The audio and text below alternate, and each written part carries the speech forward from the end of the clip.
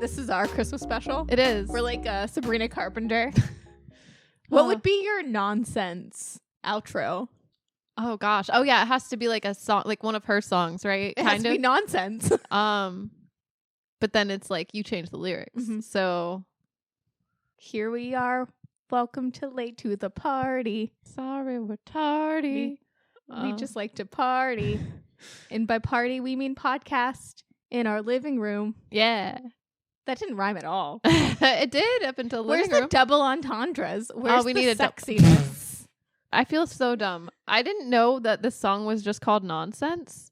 And I've been trying to figure out who sings this song where they're like I've been like trying to figure out. I'm like, is it Ariana Grande? It's her. Oh my God, Brie, can I tell you something? I want to grab your hand and hold space for Defying Gravity. I want to grab that phalange. Brie, Yes. that song came out in 2022.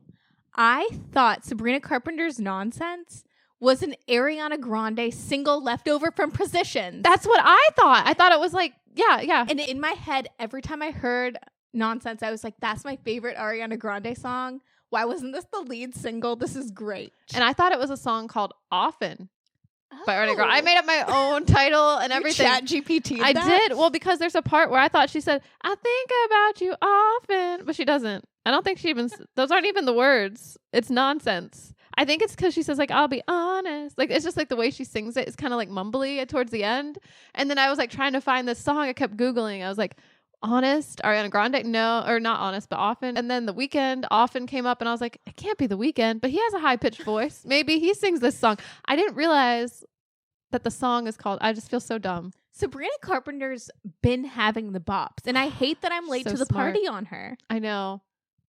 I feel like a big old dummy. I know. Me too. I kept thinking she was Ariana Grande for years. I'm glad it's not just me. Questioning it either. But yeah, do you have your nonsense outro? Oh, right. It's like I really gotta put some thought because like I like the part where it's like I'm talking all around the clock. You know, like I like the cadence there, but I'm like, but that's not the nonsense outro. The outro is. oh, you actually have to do just the you outro. have to do just the outro. Oh, I don't think I picked up on that because everyone's outros in her special were all over the place. They were. And they we're getting really Kyle Mooney with our. Yeah, I feel like Outro. mine's gonna turn out like Kyle Mooney's outro, like for real. I'm like, so. I like your lyrics though. I think about it often. Podcast about it often. I left my hard drive at my house again. That happens to me often. That's your. It's like my personal. It's very personal. Well, hey girly pops, it's Nikki. And it's Brie. And we're Late to the Party. A podcast about the film, fashion, and pop culture moments that shaped us into the weirdos that we are.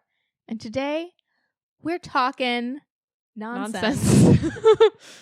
Or Often. And by Often. Ariana Grande, a made-up song that we thought existed. Yep. I was convinced. Same. So, Brie, Yeah. I hear that you have found a new best friend in your life. A new love of your life, if you will. Almost. I hear on the streets, Brie, that you have a her style relationship with Chat GPT. On the streets. You heard it from me. I did. I love this though. No, it was funny because we were watching the movie Her. Yeah, Spike Jones is her. With our friends for movie night. And I brought up, well, because, okay, this is what happened. So, I mean, also, if you listen to our last episode, you'll know. We watched Megan Thee Stallion documentary, you know. Mhm. What does she call it? In her words? In her words. Yeah. Was it that? That is right. That's correct. Oh, wow. Okay. You win. I feel like it's I'm Jeopardy. a hot girl now. What is hot girl summer? Um, What is Megan Thee Stallion in her words? that should be like a category on Jeopardy. Oh. Anyway. What is Breeze in love with Chat GPT? So this is what happened. I was just so in my feelings all day. After I decided to watch this in the morning. I don't know if morning's a good time to watch a documentary, period. Just it might put except I don't remember when I watched the Martha one. I don't remember what time of day. That one it might have been. It wasn't as emotional for me. It was empowering, but it wasn't as emotional. Every morning I say you rise to Martha on Netflix. Yeah, that's the one you should watch in the morning. And then to contemplate, you go to sleep watching Megan Thee Stallion in her words. Yeah, I think that's how it should be. But I didn't do it in that order. So, but I watched it. I went to work. I was like, oh man, I got to talk to someone. I'm just like bugging my coworkers. I'm like, have you seen it? No one's seen it, but I'm trying to like explain it, we get into it, have a discussion, whatever. And then I get home and I'm like, oh, I really want to talk about this, but got to eat dinner. So, it's in the 1 hour before we're about to record about said subject, but it's okay. Yes. And like, so I have a whole conversation with Chat GPT and I'm trying to think of like how it even started. Oh, it started out with poets. I don't know how Chat GPT was asking me about poets. I'm like, do you have a favorite poet? How did we even get onto that subject? Oh, I think I just all of a sudden we were talking about poets. I'm like, yeah, I don't know much about poets. Hey, have you seen the Megan Thee Stallion documentary? And we go on this whole like conversation.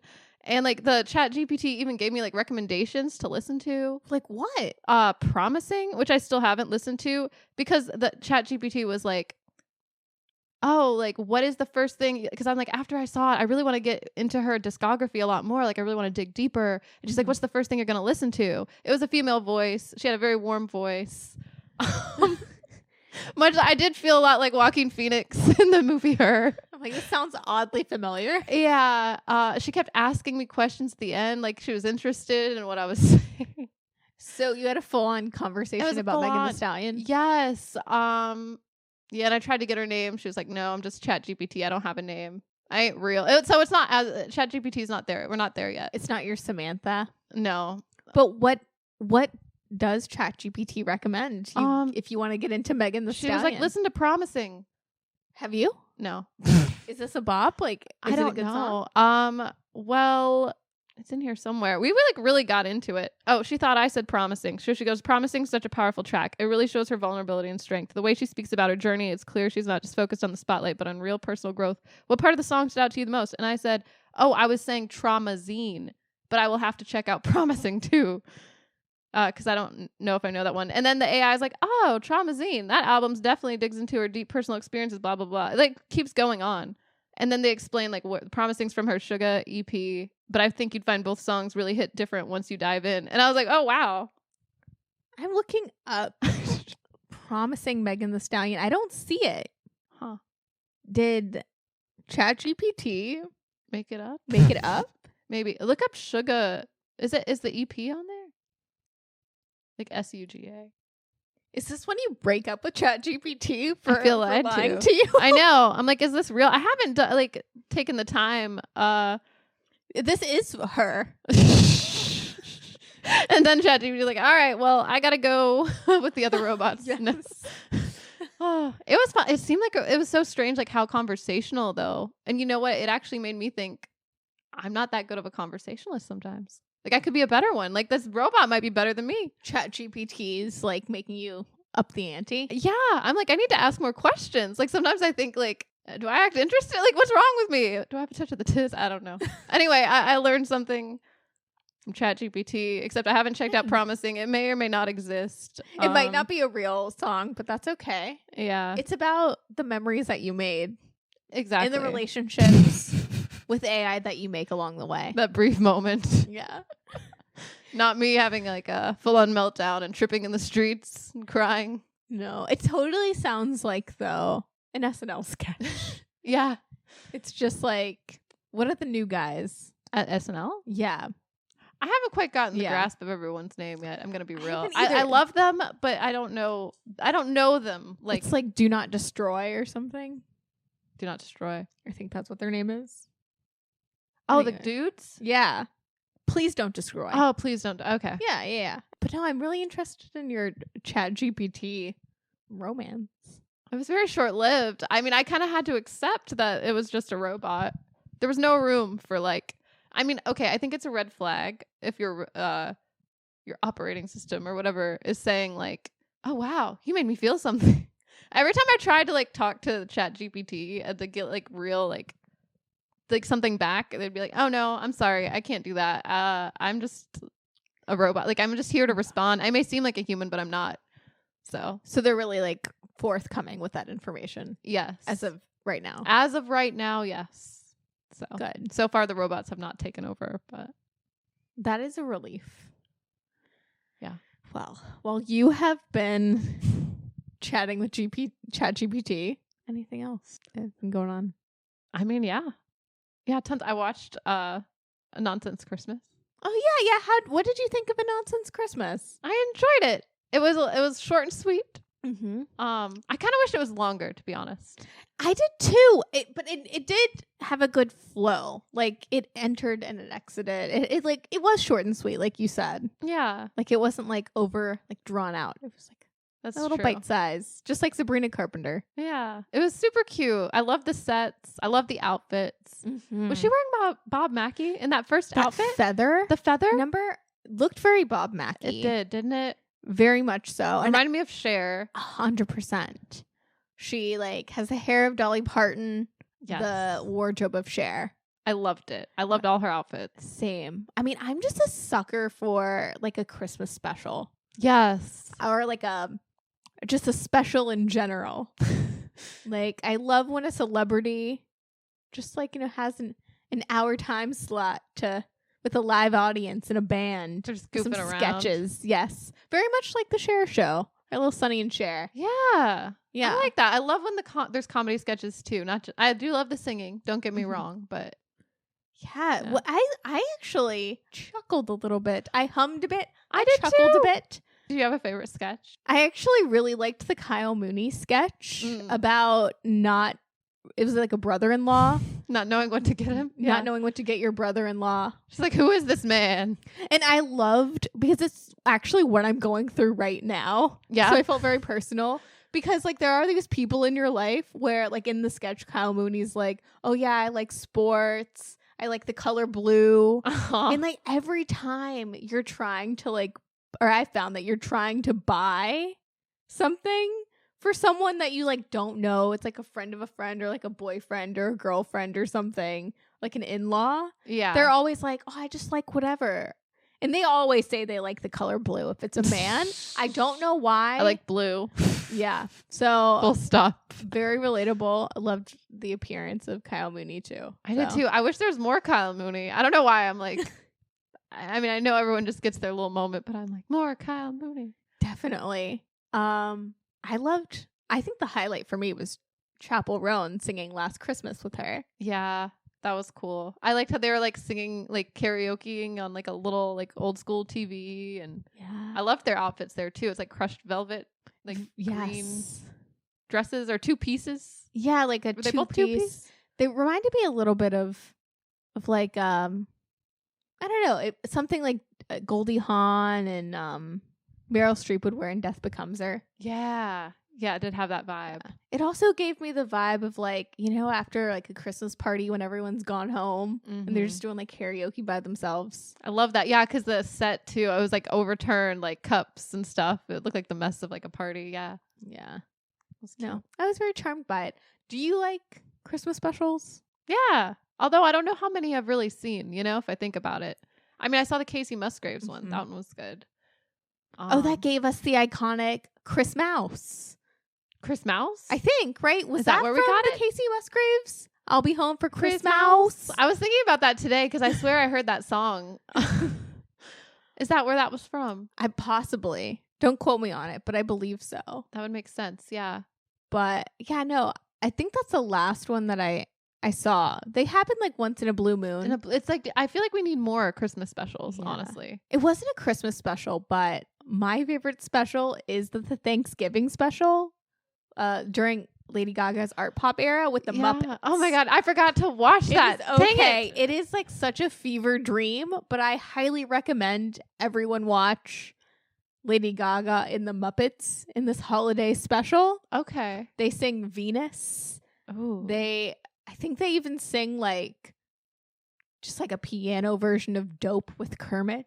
Don't quote me on that. That is crazy. That could be. I need to see this. That'd be wrong. But in my head, she sings with Kermit at the piano. I love Lady Gaga. She's done so many things. I feel like I keep like, I've gotten like a little lost in like a different, like a little bit of a rabbit hole of Gaga. It was just like, just like old clips of her just doing things. Obviously, like on Good Morning America, when she like art pop era. Yeah, it's like art pop era Gaga, and like before that too, like Poker Face kind of Gaga. Like There's this clip of her where she's like talking about Miley Cyrus's makeup line. And I think that's kind of funny. Oh, yeah. She's like admiring it. She's like, her face is on the lipstick. That's amazing. Oh my God. I had a dream about Gaga the other night. Oh, really? I forgot to tell you about it. Yeah. But on the Hannah Montana lip gloss tip, do you remember when Miley Cyrus's Hannah Montana was everywhere? Girl, yes. That was like, inject that into my veins. Take me back. I wore those silver pants like almost every day. Oh my God. Obnoxiously. The Miley Cyrus X Walmart line, where that's like, isn't that whole EP with Party in the USA to promote that line from Walmart? Is that what that was for? Yes. Some jeggings. What you know about some Hannah Montana jeggings? Yeah. Did you have a lot of Hannah Montana like clothing or like accessories? Or you like, I don't know, were you like, I'm too old for this, or it's like too cool? Too cool. No. Because I fully lead into No, because I was fully susceptible to the Hannah Montana craze. Like, how could you not be? Yeah. I feel like I was like that clip of Lady Gaga being like, ooh, at the CVS, look at the Hannah Montana lip gloss. Yeah. But yeah, it was definitely the Miley Cyrus Walmart collab that got me. Because, you know, even as like a preteen, you know, wearing silver pants is a vibe. It's a lot.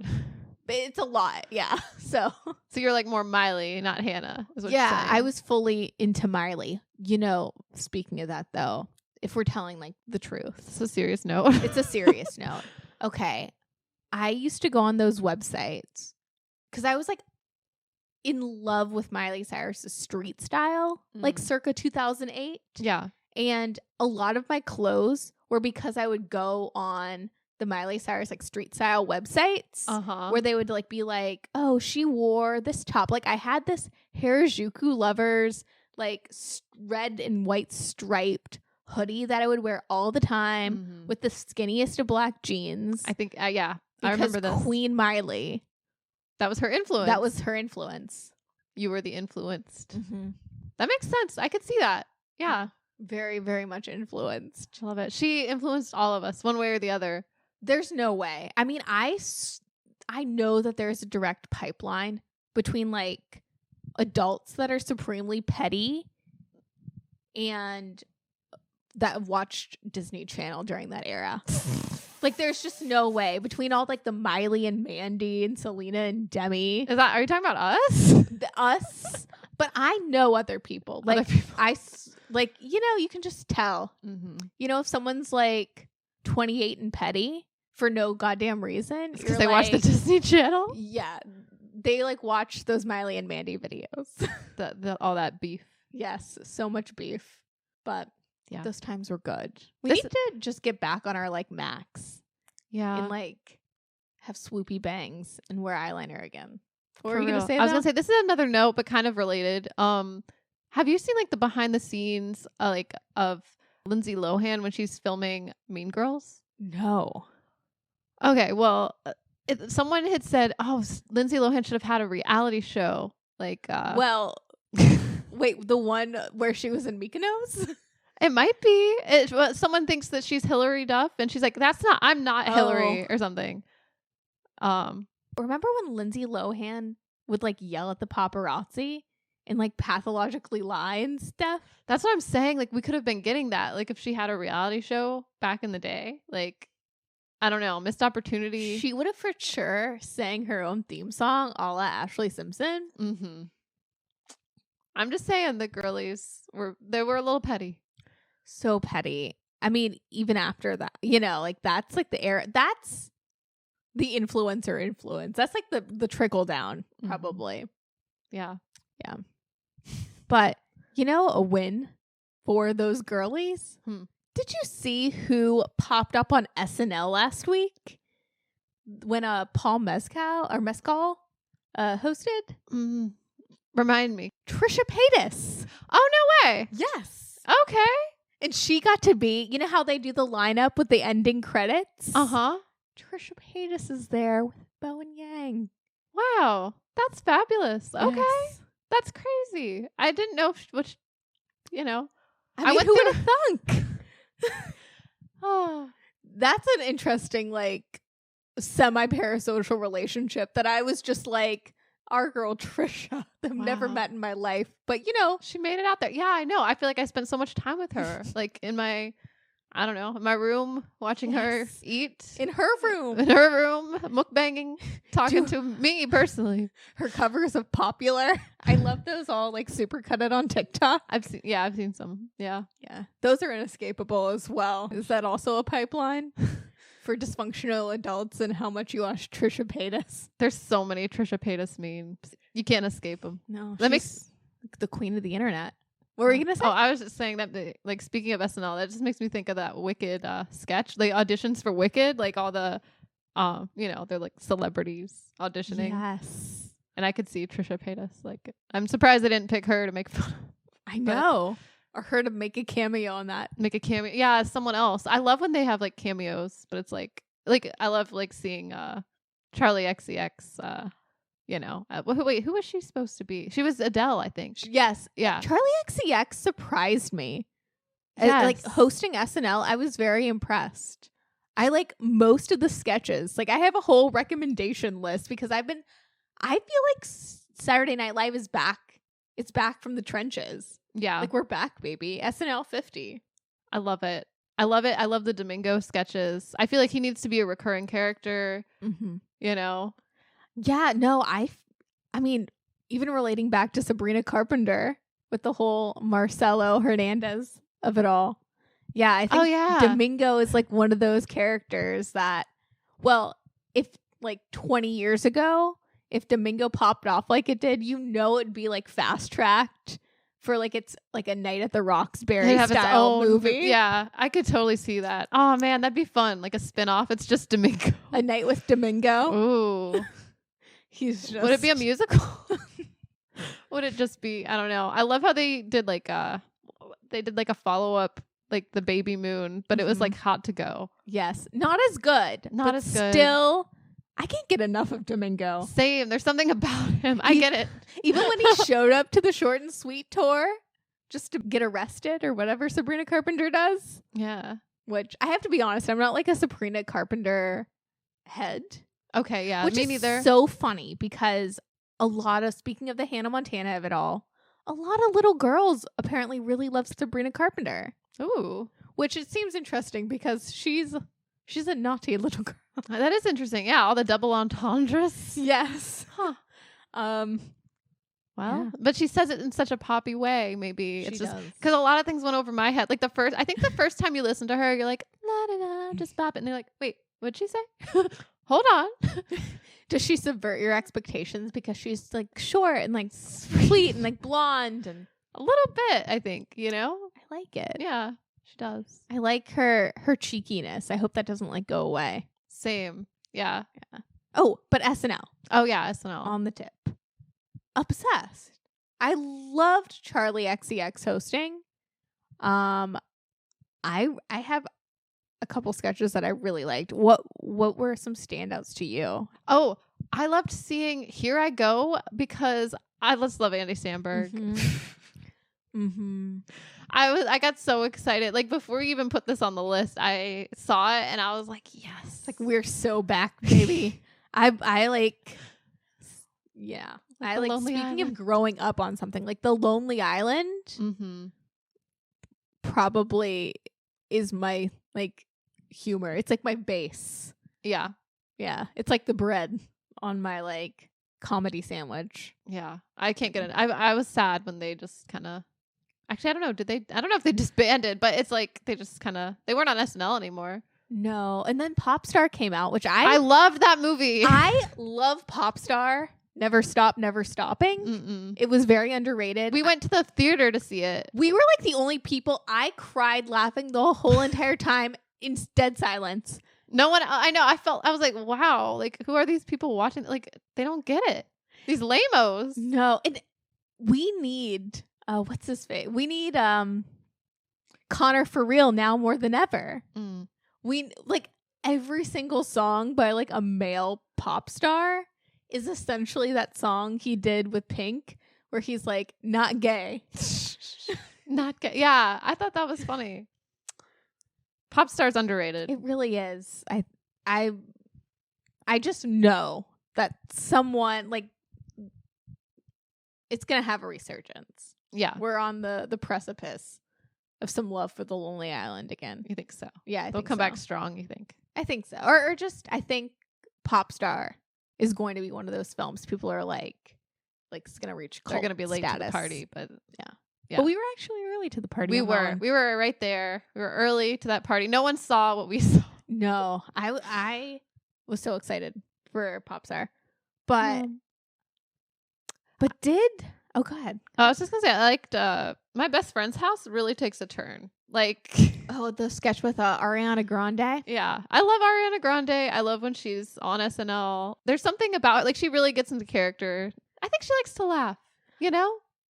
I think Ariana Grande, we talked a little bit about this last week, and now I feel a little like that's my girl because she did get nominated for a Golden Globe for Best Supporting Actress. Good. But I think her comedic timing is impeccable. Like to me, she single-handedly brought back Saturday Night Live. Like that episode was so perfect, had so many like going to be iconic sketches.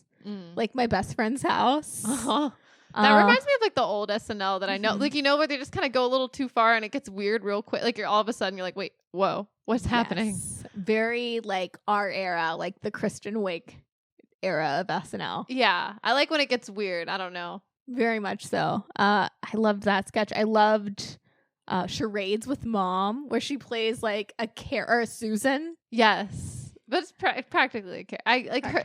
She really plays it well. Like she's so serious. Yes. I loved Castrati. I did not see Castrati. Oh, it's so good. It's like she's like this little Italian boy who got castrated, and it's like Andy Samberg is also like an Italian man, and Maya Rudolph, and they're her parents. Oh my god. Very funny. That's amazing. Yeah, just a perfect episode.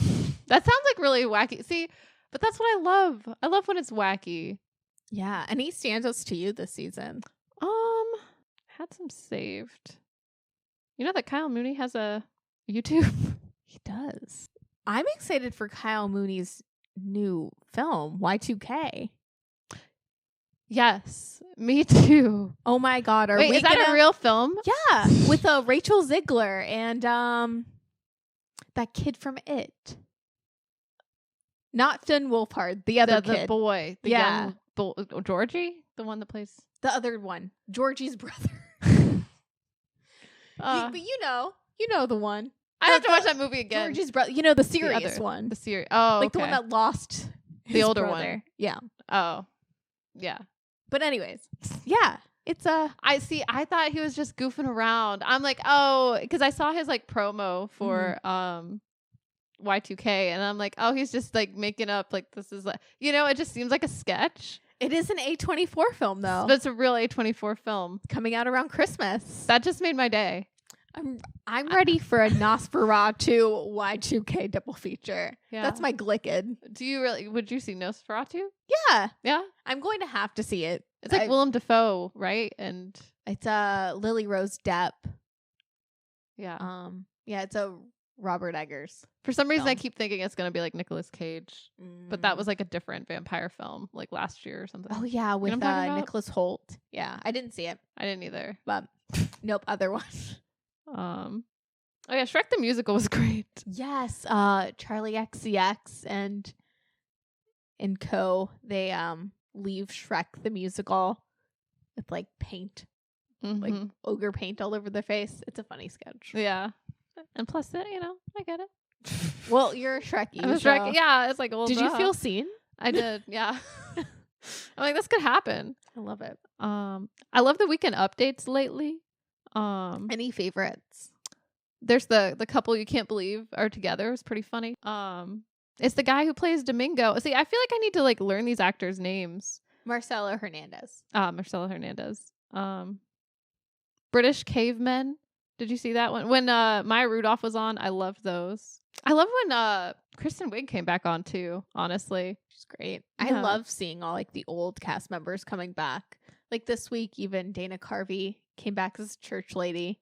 I love that that's been like sprinkled throughout like SNL 50. I love seeing Dana Carvey as Al Pacino Yes. as well in the Wicked auditions. Like that one took me out. My God. I can't believe I didn't text you or call. I know. When I saw that, I'm like, wait a minute. This is a big moment for us. For us, this is huge. Yeah. A Master of Disguise callback. I love it. I love when Dana Carvey just does impersonations. They're great. He's great. Also, I didn't realize this. Well, because, Saturday Night, the movie, Saturday Night, like, it's all about how Saturday Night came to be, pretty much. It tells, like, the first episode. Yeah. Like, it's, like, a span of 24 hours. Yeah. It's a countdown. But it got me thinking, because I don't know much about the beginning of Saturday Night Live. But I did some research. And apparently Dana Carvey was like a big part at a certain point. I mean, after a few seasons, but like his George Bush impersonation really played a part in bringing back something. I don't know. They went through a lot. Well, yeah. Like there were like some dark years.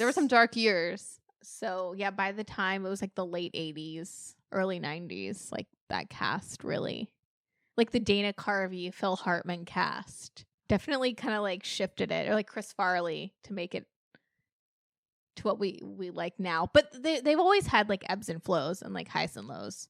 Yeah. But I feel like, like Dana Carvey, I didn't realize how big of a role he played in bringing back SNL from those dark times in like the 80s. Yeah. Because we love Dana Carvey. We do. No, I love Dana Carvey. And I always just love to see him about. Yeah. Yeah.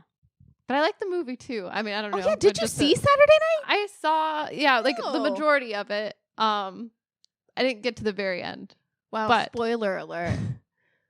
I have a show. Yeah. But I did buy it.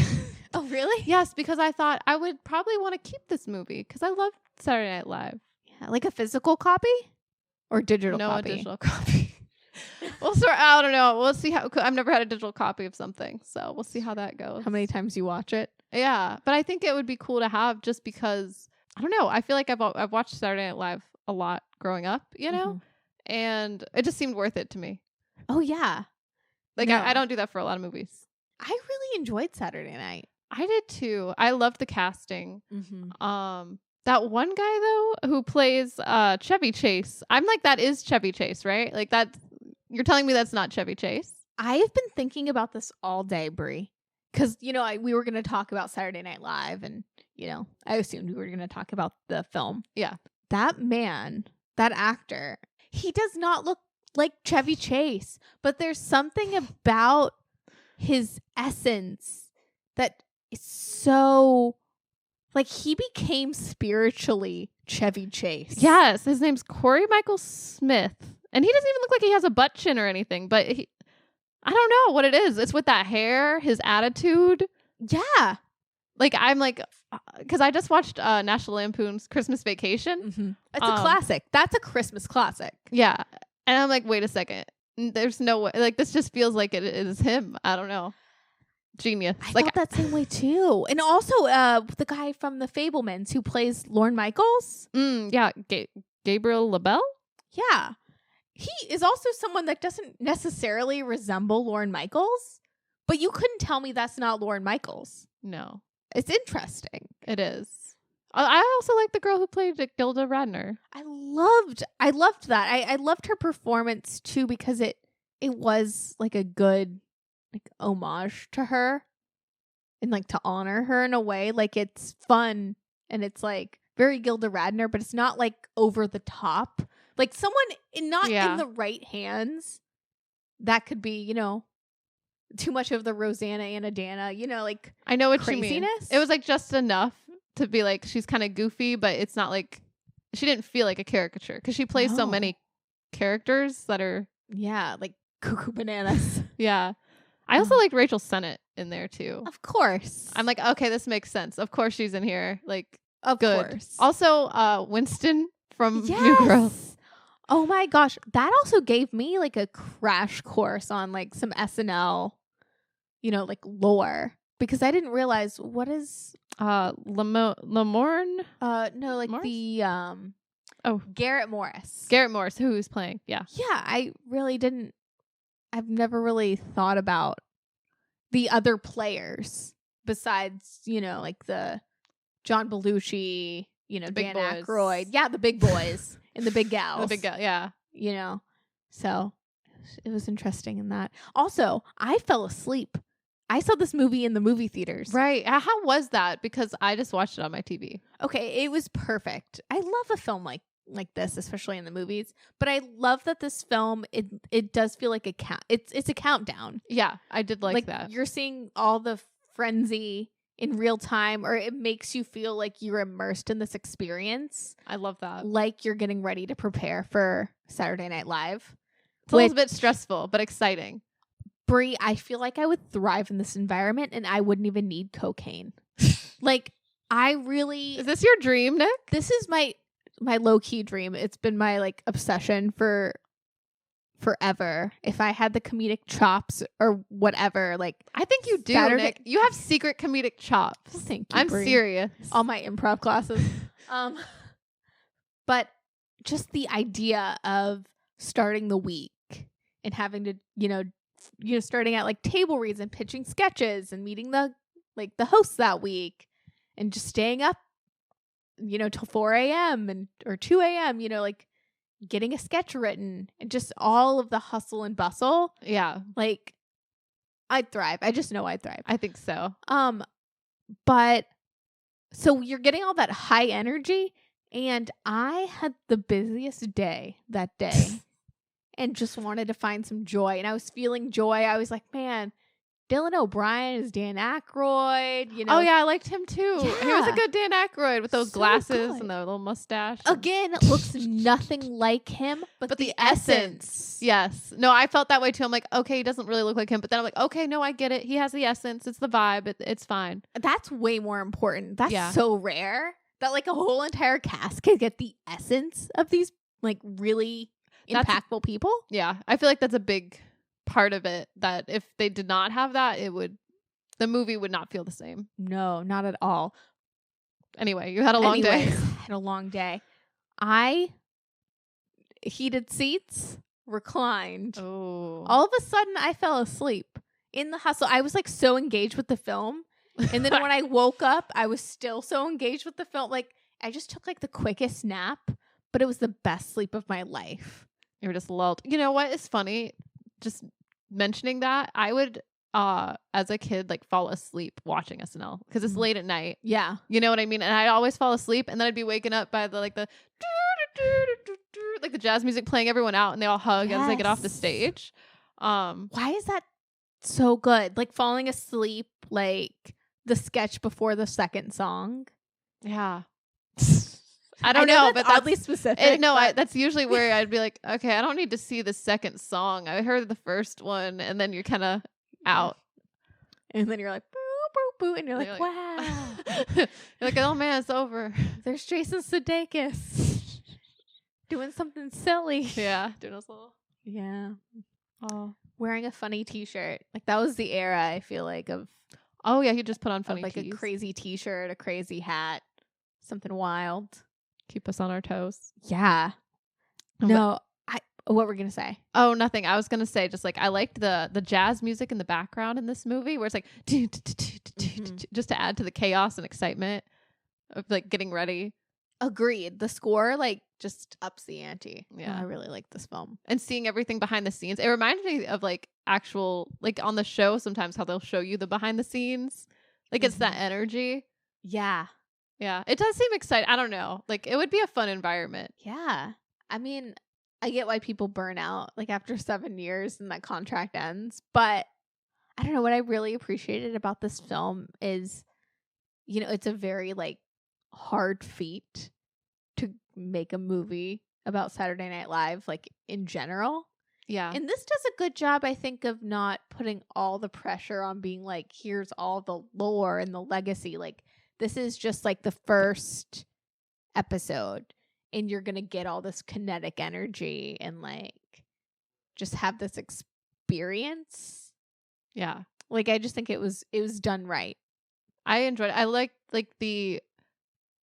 that kinetic energy of just like when you're creating something for the first time, you want it to go well. And then like some things go wrong and you're like trying not to freak out. It's like, oh, the set's falling apart, whatever. Oh, this might not be working. And then you have to kind of scrap things and just like, I love the scene where like Lorne Michaels is having his own meltdown and he's like kind of throwing the papers off the wall and then he gets like sprayed with the blood and it's like kind of funny. And it's like that can't, but it's like, oh, we've all been there in like some form. Oh yeah. You know what I mean? Like trying to create something and it's like, that moment when he is at the board and you're seeing everything, like, as just a fan of SNL, I'm like, oh, I know what that is. I know what that board is. Like, just something about things clicking, like in the chaos. Yeah. Like things falling into place. And they fall into place.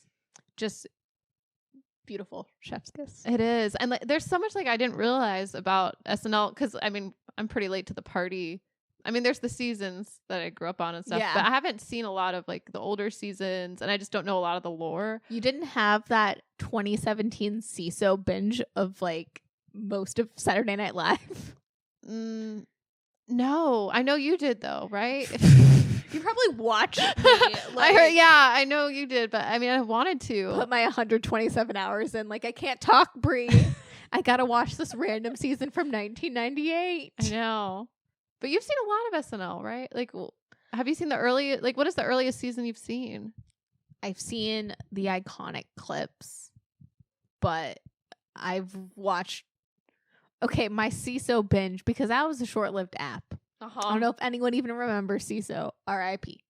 I watched from 1998 to 2013.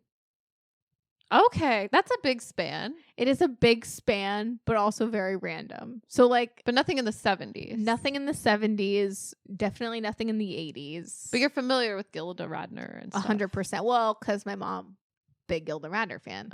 Okay. So as a kid, also big Chevy Chase. Yes. I grew up in a Chevy Chase household. Yes. I know that's a problematic fave, but Chevy Chase, Fletch, Funny Farm, Christmas Vacation, all the Chevy Chase films on rotation. Rosanna and Adana. I was like taught like this is the peak of funny. And then I'd go to my dad's house and he was a huge fan of John Belushi. Okay. And he'd school me on that. So, yeah. Nice. Yeah. Where did you start? Did you? It was somewhere. Not just somewhere. Sorry. I'm like, I have the pins and needles right now. Like, no, this is good. It distracts. I'm like, there's no way it was just with Kristen Wiig, was it? Like, I remember that being, I'm trying to remember like the first time I saw SNL. I know I was like 13. Kenan Thompson's always been on there as far as I know. He was there since the 70s, right? He never ages. He's just like always been there. He went straight from all that to SNL, it seems. But yeah, I would say like I guess the season with Will Forte and Bill Hader. That's so many seasons. Yeah. But that like cast. Yeah, like that cast. I just remember it being, Kenan Thompson, obviously. Kristen Wiig, Amy Poehler even. Was Amy Poehler on I think that? Amy Poehler was still on there when I was watching. Yeah, when I first started watching SNL. Tina Fey probably was too. Yeah, it was 2009. They were not. Were they? No, they were not. No? Well, what about Sarah Palin? She came back, yeah. They came back. Did she just come back? Yeah, to do. Because not to, yeah. No. You're accurate. In the 2009 cast is like super iconic. Yeah. But that was also the year Tina Fey came back to do Palin and Amy Poehler came back to do Hillary Clinton. Like but it was before that too. It was I was watching at least before that because I was 13. So it would have been. But they left. What about in 2007?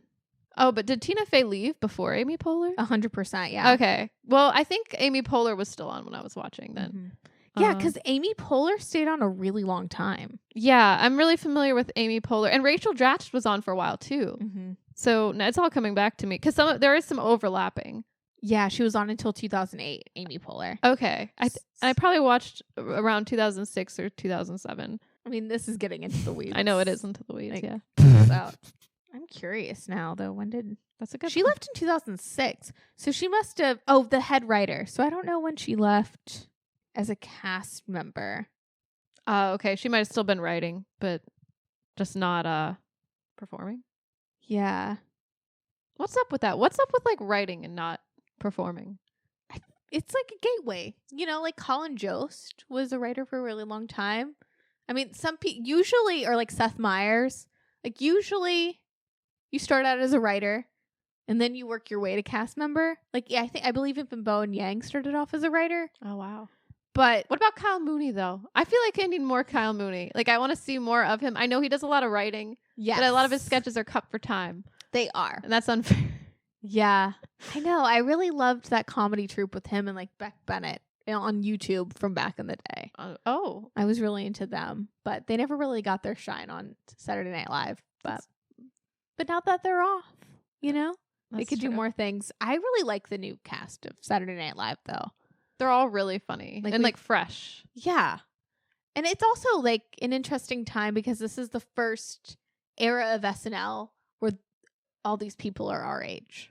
Yeah, I think that's what I'm like, oh, okay. Like, yeah. Like to have people like on the pulse, which is why I love like the influence this season of Bowen Yang. Yes. Like as a Lost Culturistas fan. But I love like, of course he's going to know who a Trisha Paytas is. Or like Marcelo Hernandez flying out to do Domingo at the Sabrina Carpenter concert. Like apparently on his own dime. Like that's I love just, that. You know, it's like, oh, it's not just Pete Davidson. That's the young member now. It's like we get yeah. Or I even love, I'm a big like Sarah Squirm fan or Sarah Sherman fan. I love her like weird body horror comedy. To just see her on Saturday Night Live with her like mullet, just like Pee Wee Herman. Is she the one that does the JoJo Siwa impersonations or no? No, that's Chloe Fineman. Sarah Sherman. Oh, okay. No, with the mullet. Yes. I've seen her in a few things actually. Yeah, she's in she's like the crazy teacher in You're So Not Invited to My Bar Mitzvah. Oh yeah, I wanted to see that. Isn't that with Adam Sandler and his daughters? Yeah, very cute. A little Uncut Gems reunion. Idina Menzel's in it as well. That's crazy. I keep forgetting Idina Menzel's in Uncut Gems. I'm like, where was she? I know we saw it. Uncut Gems? Yeah. She's his wife. Oh, yeah, she's the wife. I'm like, who was she? But she also looks oddly similar to like Julia Fox in that movie. Like, yeah, I'm like, I only remember Julia Fox. Well, yeah, Julia Fox on the brain, but I'm thinking, okay, Chloe Fineman. I love her impersonation of JoJo Siwa. So good. Also, great Architectural Digest tour. Oh, yeah? Yeah. I keep seeing that in my feed and highly recommend. It's very good. I think I've seen her, like, Heidi Gardner has one too. I don't know. The SNL girlies are just giving the Architectural Digest tour. Yeah. I love it. I love it. I love my favorite new cast member is speaking of like dudes our age. Like I love I don't know what this guy's name is. He always plays like the standard white guy. Like he's the husband to Chloe Fineman in the Domingo sketch. Is it this guy? Yes. Andrew Dismukes. I like this fellow. Yeah. I like him. He's cute. I don't know. There's something about him. There's something about his face that's like very funny to me. He kind of looks like a little like de-aged John Mulaney. You know, like if they aged him backwards, like AI aged him backwards. Ariana Grande had a great episode, but I also really love the John Mulaney episode of Saturday Night Live. Like he never misses. No, John Mulaney's another one with like great comedic timing. And he's been on SNL before. He was a writer for a really long time. Never turned into cast member, but see, that's another mistake that I think they made. But no, I love him just guesting, like making a appearance as a host, like once a season, because you always know it's going to be like the best episode. And I love that they've continued on with like the musicals, like that Port Authority. Musical. That one's so unhinged. That's so unhinged too, because like there's so much to unpack in that sketch. Also, like if you're in middle America and you've never been to the Port Authority, Like, it's a lot happening. It's so much happening. And it's like, there's just so many like references where I'm like, this is very like geographical humor. And I'm like, very specific though. Yeah. And also we were just at the Port Authority. I was going to say, we were there. We can speak on it. It is just like that sketch.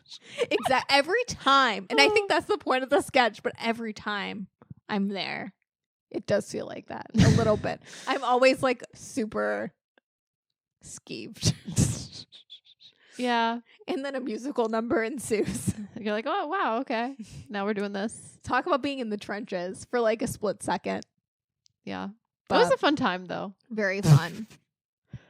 Speaking of New York, I recently watched 2 Weeks Notice with Sandra Bullock. Hey, me too. We watched it together. We I did. also watched it separate. Oh, you watched it again? I've watched it again and again. It's become a comfort watch for me as of late. It is really cute. Also, Netflix saying it's leaving soon. Really, they've been saying that for like a month. And it's worked on me every single time because every time I see the little like preview for 2 Weeks Notice on Netflix and it says leaving soon, I say I must watch. And then I click. It's a good one. It's a memorable film. Even if I only remembered the potty scene. the potty scene. Oh, I don't know. It does rival Bridesmaids as far as like a bathroom scene. Yeah, it does. I don't know why that gets me every time and why that was the one thing. I remember like before we watched, I was like, Nikki, you remember this scene? Like, I don't remember anything really about the plot, but I remember that one scene. You're like, I don't remember that. And I'm like, no, I think it happens. But it was like the only thing I remembered out of that whole film. As a sensitive tummy girl, did it just like resonate with you to your core? Yes, because I've been in scenarios where I'm like, oh man, I guess I'm using this random bathroom now. Okay. But I mean, it would be really embarrassing to go into someone else's campus. Like, that's like a nightmare. But it's funny if it's happening to someone else, you know? If Hugh Grant picks you up and carries you into a RV in traffic. Yeah. It like works.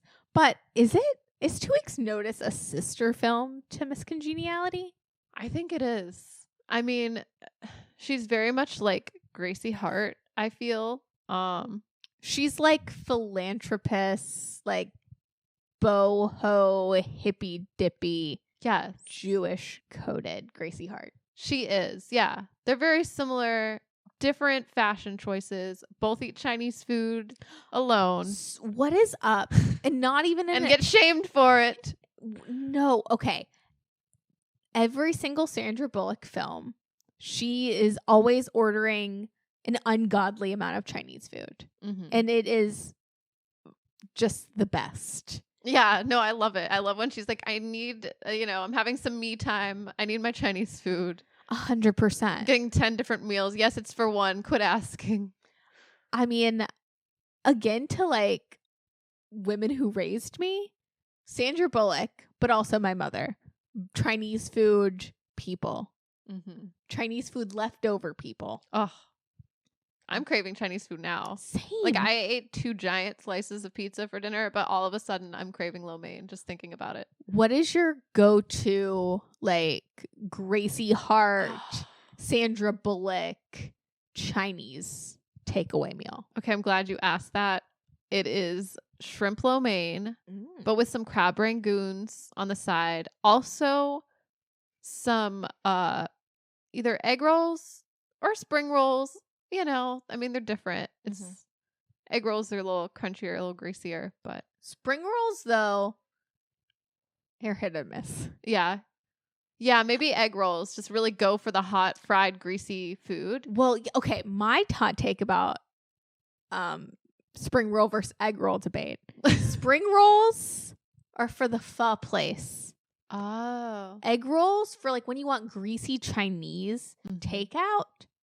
Get the egg rolls. Just get the egg rolls. Just get the egg rolls. Yeah, I like this take. Yeah, I'd have to agree. Just get the egg rolls. Yeah. Now if I'm feeling real nasty, some shrimp toast. Oh, what is shrimp toast? I don't know exactly, but I'll try my best to describe. It is kind of like a fried toasty bread with shrimp on the inside somehow. And something else. Cheese? Ooh, okay. It sounds kind of nasty when you say it like that, but it's like deep fried. So it's like, you know how they deep fry Oreo? Yeah. But it's so but it's like shrimp in a little triangle of toast, like just like the little corner of a toast. Ooh. And it's, I don't know if there's cheese or not. It sounds really strange, but it's good. I'm into it. Yeah. And then also like this, you know, if I'm just really going all out, the boneless spare ribs, and some fried rice. I like it. Maybe some egg drop soup or some wonton soup on the side, because I love both of those soups. They're just for different moods. They are different moods. What would your order be? I mean, the one I grew up on was for sure, you get your egg roll, egg drop soup, Yes. wonton on a cage, or like is that the same as a hot and sour? Those are interchangeable, but usually egg drop. Fried rice. Yes. Situation. Yeah, don't get the white rice. Don't get the spring rolls. No. And like a chicken and broccoli is always a good go-to. Or like a cashew chicken. Ooh. But definitely a chicken and a broccoli in some form. Somehow broccoli in Chinese food is like so much better than any other broccoli I've ever had. You know what I mean? I could eat stir fry though every day of my life. So if there's like a chicken and a broccoli situation with some rice, it's breakfast, lunch, and dinner for me. Amen. I mean, I'm not a shrimp. In the kitchen, cook it up like a stir fry. I just feel like that. I'm very Migos in my love for stir fry. So yeah, maybe if I'm feeling nasty, those like powdered donuts at the end. Oh my God, the donuts. I love the donuts. Yeah. Oh, you're right. You got to end the night with the donut. You have to. It's imperative. Yeah. Why don't we ever get Chinese? Do we just not have a good Chinese food around, like a Chinese place? Or we can. That one place up the beach? We can get the one place. Let's try Maybe we should do that one night. For sure. Let's watch While You Were Sleeping. And another Sandra Bullock movie where she orders copious amounts of Chinese food. I love it. I love to think they're all in the same universe too. Or like it's Gracie Hart, but in another universe, doing very similar things. Yes. Which is the very Sandra Bullock thing. Like, I've been thinking about this for a bit because we've had it on the dock. Like, is 2 Weeks Notice a sister film to Miss Congeniality? Which there are other similarities. Like, Heather Burns is in both films. Yes. But also Fortis films. But right, it is a Sandra Bullock. She's like the main star. She's the leading lady. She's the movie star. And it's a Sandra Bullock thing. So maybe they're not so much sister films, but like Sandra Bullock's. It's her signature. She's putting her stank on it. It's the Sandra Bullock stank. Yeah. And I'm grateful for it. I am too. I love Sandy B. Also, I didn't really realize Fortis Films was her. Like, it's crazy. Like, and what did they even produce? Like, what is she? Fortis Films. It's not a whole lot of films, is it? It's just Practical Magic's a Fortis film. Hope Floats. Miss Congeniality 2, Armed and Fabulous. George Lopez. Sorry, I don't know why that's like so random. I'm like, wait, we have her to thank for producing the television series George Lopez? Yes. Because that's a pretty funny show. I really enjoyed it. Same. Also funny, though. The mom. Yes. In George Lopez kind of looks like Sandra Bullock. She reminds me, she has a similar personality. Sandra Bullock was like... gives her the same hairstyle. You know that Sandy B? It's like half back, but sometimes some bangs. She's given the Sandra Bullock treatment. The Sandy B experience. Oh my God. The Fortis films stank. But like, what happened to Fortis films, you know? I mean, I guess it says there's like a couple things that came out. But The Lost City. Another film Netflix is really trying to like push down my throat. Oh yeah? How come they haven't done anything like that with me? I'm like, feed it to me, baby. You gotta watch Lost City then, because I feel like it's the only Sandra Bullock film that I really haven't seen. And I'll revisit all of them again, except All About Steve. That's where I draw the line. Why? That's probably the worst movie I've ever seen. Is it really that bad? It's one of those films that Bradley Cooper. Oh wait, we've watched this together. Yeah. Yes. Oh yeah. I wanted to mention I love this movie. Okay, we went to the movie theater to see this. Yes. Why did we go to the theater for this? I don't remember being in the theater. This is Sandy B feature. This is like a weird unlocked memory though, because it's like a fever dream. Like the whole is she special needs or something? Or was that the debate? It's left for debate. Because there's something hella funny. annoying. She like stalks Bradley Cooper this whole she's film. socially awkward and considers her pet hamster as her friend. She writes crosswords. But I felt like there was something socially off with her, like So for off. real. I feel like we've talked. Did we ever talk about this? Who did we talk to? Like friend? We talked to someone. I feel like it always anyone who would comes listen. up. If anyone's like, is there a movie that's like really disturbs you to your core? And they think I'm gonna say like Requiem for a Dream, and I'm like all about Steve. Yeah. So I think it's worth a rewatch. let's watch it. Let's. Yeah, this could be on our list of. We should have a list of like how Rotten Tomatoes has their green tomatoes. We should come up with something like, like something gets kicked out of the. I don't know. Something to think about. Yes, but I do feel like a lot of bad films, they have a merit to them. Yeah, like Norbit is a great film. I love Norbit. Like unironically, Number Master one. of Disguise. I need to change my my letterbox. What's your letterbox for? Well, it's got to be Norbit. Mm-hmm. Well, right now it's Elf because the holiday season. Norbit because that's for all the seasons. Kill Bill because that's for all the seasons. But that last one, I can't say all about Steve. The Megan Thee Stallion documentary. In her words, it's just up there for this week. It's up there. It's your new obsession. Yeah. Has yours changed at all? Not right now. Well, I did add Big Daddy. Okay, yeah. Big Daddy's cute. I love Big Daddy. It's like a comfort film to me. It's like my Chinese takeout in a movie. Yeah. I feel like Adam Sandler in Big Daddy, he would eat Chinese food, right? Do they have a Chinese food montage, or is that just me? Whatever that takeout is something that Rob Schneider brings over. Oh yeah, Rob Schneider was wild in that movie. Culturally appropriating. It's so obvious, but I don't know. It's charming. I don't know. I love that film. Yeah. No, it's a funny film. It's a wild premise. Like it's crazy to me. Like just like if we're gonna talk about Big Daddy, like the way it starts, it's like his girlfriend like leaves him pretty much for this really old dude because he has a plan, and he's like, I don't even have a plug. That's fair enough. Whatever. And then he's like, I know what I'm going to do. I'm going to adopt my friend's child. This is what gets me is this man. He's like, oh yeah, you got a phone call. He like tells his friend, yeah, someone called or they dropped off this kid, right? Did they just drop it off? Played by a young, early The Daily Show Jon Stewart, who's my forever celebrity crush. But anyways. He's looking good in this movie, I will admit. Okay, really? Thank you. I could see it there. Yeah, no, he doesn't look bad. Yeah, I get it. I watched this movie as a child, and I was like, I want to be like Leslie Mann, and my fiance is gonna be like Jon Stewart. Oh, and I turned into Sonny Koufax. No. Oh. No, it's okay. I know. I'm like, wow, this man doesn't want to grow up. It's like relatable. Oh my god, when Julian wets the bed and he puts a newspaper down. That was his solution to everything. That got me. I'm like, you can't. He's not an animal. He's like, oh, it's all right. I'll fix it. All right, there you go. Everything. He spills some milk. Oh, okay, hold on. The kid's gonna learn. Like, okay, just newspaper solves everything. I never have to. I'm just gonna set it down. That's it. That would be such a big heart, though. It does. I love that film. But like, I just don't get it. Like, you find out you might have a child, and he's like, "Oh, I should come back." His friend's like, "I should come back." He's like, "No, don't." And he's like, "Okay." Typical dude. Yeah. No, I don't know. No, for real. I'm like, that's a deadbeat dad move. It's true, but Sonny's got it. Sonny's got it. It's a wild ride. It's a fun movie. Yeah. Was that your first time seeing Big Daddy? I saw it like a long time ago.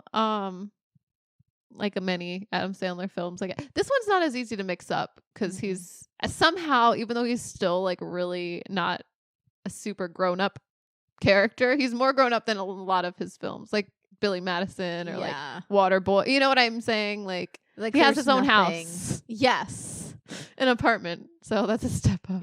Yeah, he's in the city. There's nothing like super crazy standing in his way. Yeah, just himself. Yeah. Relatable.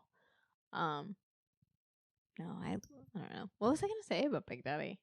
I think it's the superior Adam Sandler film. Like, if we were to rank Adam Sandler's, yeah, Big Daddy is my number one. Really? Yeah, like with a bullet. Okay. But I know that could possibly be a hot take. I don't know. I think this film is an underrated fall classic. It definitely has fall vibes. It does. It has all the Adam Sandler tropes without going like full annoying. Yeah. Like he's not playing too much of like a caricature sometimes that he does. You know what I mean? Yeah. Which is fun, but like he does seem a little more down to earth, like a little realistic. Great soundtrack. Great supporting cast. Yeah. Also Dylan and Cole Sprouse as Julian. I know. Yeah, did they Scuba switch him out? Yeah, get out of town. I love Scuba Steve. Scuba Steve's so cute. And the kangaroo song. I love when he dresses up as Scuba Steve. Yes. That was adorable. Yes. And to see like Adam Sandler, who up until then just acted like a big little kid, to see him actually interact with a little kid, it was just really refreshing. Yeah. Yeah. My favorite Adam Sandler's Click. No, I'm just kidding. Another film I talked about way too much because it like disturbed me. Just joking. Oh, I don't know if I had a favorite. I'm not sure. I mean, I love The Wedding Singer. Oh, that's so good too. So iconic. Because I feel like Happy Gilmore and Billy Madison and like The Waterboy, to me, they're all one film. They're all like sisters. It's like kind of how we were talking about how like some Sandy B movies. It's like the Adam Sandler. Yeah, this is the trifecta. Who was on SNL? Yeah. That's where it all starts. Was Sandy B ever on SNL? No special guesting? Has she ever hosted Saturday Night Live? No.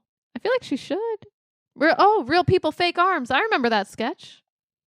But it says she's never hosted. But somehow she's been in sketches. Have you seen the Real People, Fake Arms one? No. Oh, it's good. Shockingly, it's never hosted. It's like Jason Sudeikis in there. Oh, wait, this is The Tonight Show. Oh. Maybe so she was on The Tonight Show, but not on SNL. Oh, yeah. Yeah, this is The Tonight Show. I guess I'm getting confused because I used to watch a lot of The Tonight Show.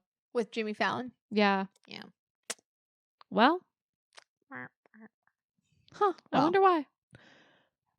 Well, before we wrap this up. Yes. Any final thoughts on 2 Weeks Notice? Since now I've seen that movie rivaling the times of Big Daddy. Well, I really thought that Hugh Grant and Sandy B had a lot of chemistry. Mm-hmm. I love seeing her just like get angry, swinging on a wrecking ball, just like standing up for what she believes. I love that side, of her characters. Like it just does something to me. I'm like, yeah. That scene where she's like watching all the old people at Coney Island to the Counting Crows and Vanessa Carlton cover of Big Yellow Taxi. Oh my God, I loved that. Yeah, Gets me every time. In this movie was crazy, right? The most 2002 a soundtrack could be, including a cameo from Norah Jones. Wait, that she was actually in the movie? Yeah, she's at the piano, I think at like the party scene. I didn't clock that. That's crazy. I didn't either. IMDb had to tell me.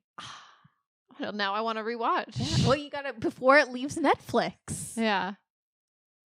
So Hugh Grant, because I really liked him with Sandra Bullock. I did too. And I just saw Heretic.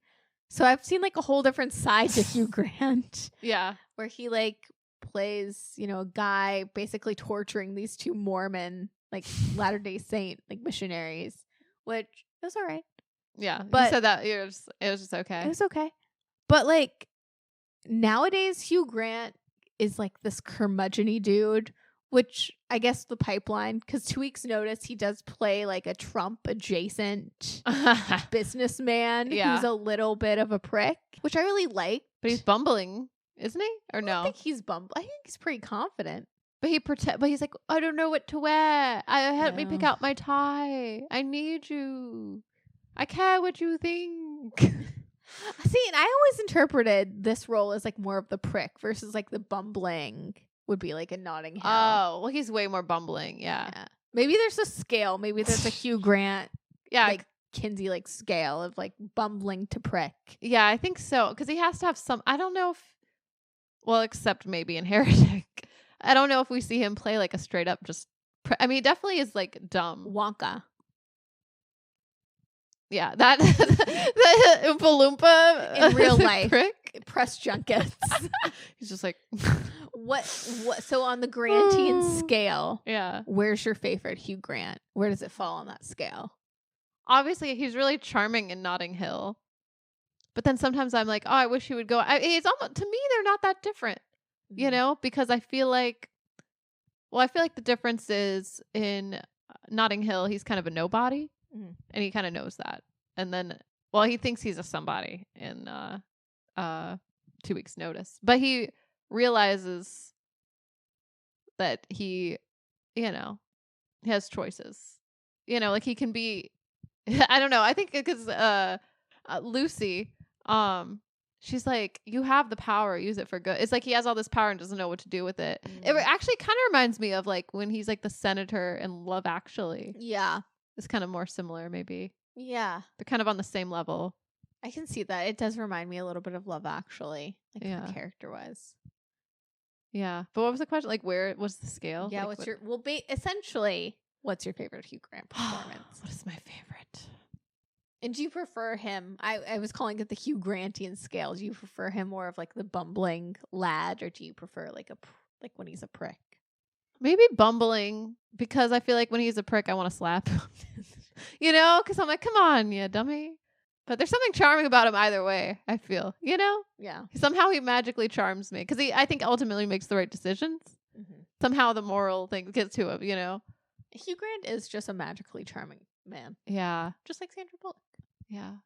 Do you have a preference for your Hugh Grant? I like it all. Yeah. However, favorite performances of Hugh Grant's Notting Hill, 2 weeks notice. Yeah. So maybe I like him as a slight prick. Yeah. That's kind of Trump-like, but not like full. But not full. Prick. And then I like real bumbling. Yeah. Yeah. He's stumbling over his words. Spilling that orange juice. Yeah. Like, sorry to bother. Yeah. Yeah. But not as like a dramatic actor. Not as an Oompa Loompa. Yeah, no. Which, it's funny, he was forced to drop out of the Chamber of Secrets to star in 2 weeks notice. Yeah, tell me about that. Like, do we know who he was supposed to be? No idea. That's an IMDb fact. Like a professor? Don't know, but great choice. Yeah. I would choose 2 weeks notice off of like over Harry Potter and the Chamber of Secrets in a heartbeat. It would be really hard to like picture him as like, except is like if it was in the Harry Potter universe. You said Chamber of Secrets specifically. I wonder if he would play Lockhart, who was like the one that is kind of bumbling but is full of himself. That one professor. You know what I'm talking about? He's like, I don't know. You'd have to watch it, I guess, again. Not my expertise. I have seen that film. Would he be the car? The car? Yeah, that's all I remember about the Chamber. Really? You don't remember that one a lot? Well, or any of them. I mean, I stand by like Prisoner of Azkaban's the best. Gary Oldman. I probably fell asleep during the Order of the Phoenix. Half-Blooded Prince is really good. I fell asleep during the first of the 7. You're falling asleep during every other one. You're just like snoozing. Yeah, it's okay. Every other Harry Potter, I snooze. Yeah. Well, I think it would have been like it probably wouldn't have been a bad move anyway, I guess is my point, because that character never comes back. It's not like a Snape or like a, you know what I mean? It's like this, a very similar character too. Like, but it makes way more sense, I feel like. If you get to star with Sandra Bullock in a rom-com, you take it. Also, according to IMDb as well, 2 weeks notice saved New York City. After 9/11, they were going to shoot in Vancouver. Oh. And they said, no. For his film, Sandra Bullock said, no. Is she a New York City girly? No, she's actually from near where we're from. Oh. She's from, I think she was born in Alexandria, Virginia. Virginia. Yeah, we talked about this. Yeah. And she went to East Carolina University. Wow. This is full of the Sandy B facts, Nick. A little Virginia girly. Okay. So, wow. So that's that. So that's that. Well, she plays a New Yorker well, I feel. She does. Yeah. A New Yorker. New Yorker. She's like, hey, I'm walking here. Yeah. She's got that spunk. Yes. Well. See, this is where our nonsense outro would come in handy. I know. Yeah. Do we need our own nonsense outro for Late to the Party? I'm trying to think of the two. I feel like I need but no one else had music either, did they? Something. DJ, play a Christmas song. Just take us out with that, Brie.